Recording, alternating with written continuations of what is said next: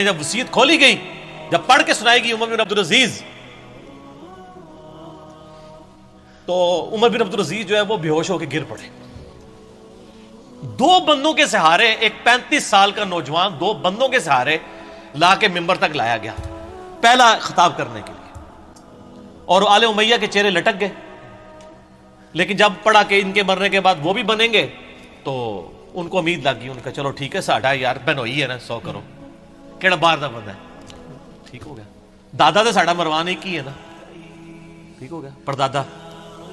तो ये पूरा मामला हुआ। उमर बिन अब्दुल अजीज रहमहुल्लाह ताला व रदियल्लाहु ताला अन्हु अलैहिस्सलाम यूं खलीफा बने। फिर सर 2 साल सिर्फ उनको रहने दिया है, 2.25 साल, जितनी हज़रत अबू बकर की खिलाफत का टेन्योर है ना, उतना ही इनका। और देख लें, इस्लाम में 5 खुलफा, अबू बकर, उमर, उस्मान, अली और हसन इब्न अली के बाद छठा खलीफा इनको माना जाता है।